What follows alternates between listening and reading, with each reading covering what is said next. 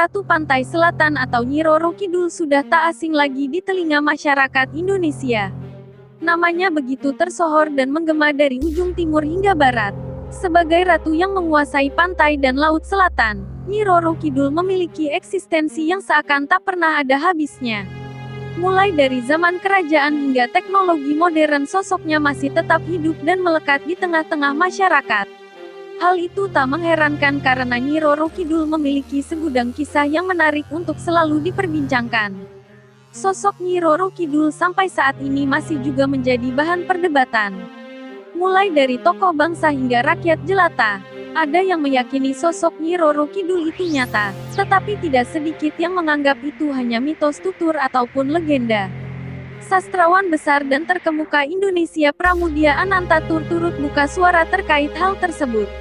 Ia mengatakan bahwa Nyi Roro Kidul adalah tokoh rekaan seniman kala itu.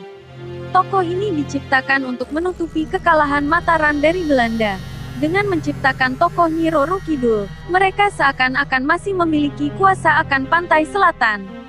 Namun, terlepas perdebatan keberadaan Nyi Roro Kidul, ada satu cerita yang sangat begitu mengundang rasa penasaran, yaitu hubungan spesial antara Kanjeng Nyi Roro Kidul dengan Presiden pertama Indonesia Soekarno. Banyak buku dan artikel ilmiah bergenre sejarah yang mencoba membahas hubungan Bung Karno dan penguasa Laut Selatan itu. Presiden Soekarno disebut-sebut pernah melakukan pernikahan atau perkawinan secara gaib dengan sang ratu. Dari beberapa sumber, Presiden pertama Indonesia ini pada beberapa kesempatan kenegaraan mengawali sambutannya dengan cerita tentang sosok Nyi Roro Kidul.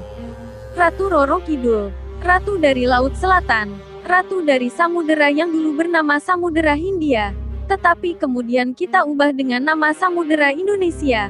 Saudara-saudara, kata Soekarno saat melantik R.E. Marta Dinata sebagai Kepala Staf Angkatan Laut Indonesia di Istana Merdeka, Jakarta, tanggal 17 Juli tahun 1959.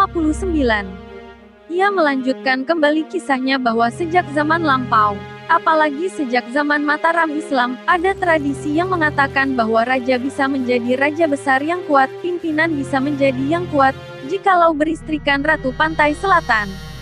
Sang proklamator ini kembali membuka sambutan dengan menceritakan sosok Nyi Roro Kidul ketika Musyawarah Nasional Maritim, tanggal 23 September tahun 1963. Kata Bung Karno kala itu, terserah mau percaya atau tidak, itu bukan soal, akan tetapi, nyata bahwa ini berisi satu simbol. Kepercayaan ini berisi satu simbolik bahwa tidak bisa seorang raja, bahwa tidak bisa negara Indonesia ini menjadi kuat, jikalau tidak punya raja kawin beristrikan Ratu Roro Kidul, ujarnya. Simbolik itu, sambung dia, berarti bahwa negara Indonesia hanyalah bisa menjadi kuat jikalau juga menguasai lautan.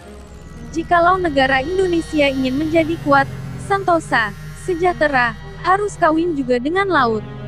Bahwa bangsa Indonesia tidak bisa menjadi bangsa kuat, tidak bisa menjadi negara kuat, jika tidak menguasai samudera.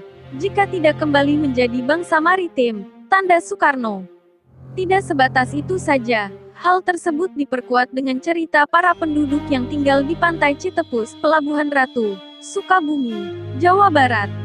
Dari penuturan mereka, Bung Karno acap kali datang berkunjung ke kampung tersebut.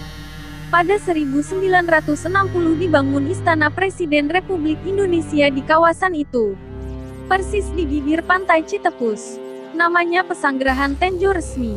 Tak jauh dari situ, dibangun pula Samudera Beach Hotel dengan anggaran 660 miliar rupiah dari dana perampasan Perang Jepang. Hotel ini pun akhirnya melahirkan segudang cerita yang bertalian dengan Ratu Pantai Selatan, di mana dianggap sebagai gerbang kerajaan Sang Ratu dan tempat pertemuan antara Bung Karno dengan Nyi Roro Kidul di kamar 308.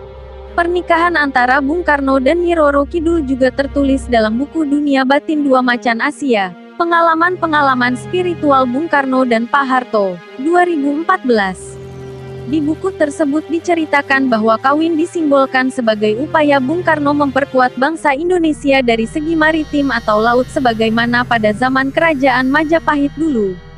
Ia ingin kembali mengulang kebesaran Nusantara masa lalu dengan mencoba mengadopsi sistem kemaritiman Majapahit yaitu dengan kawin atau menikahi lautan.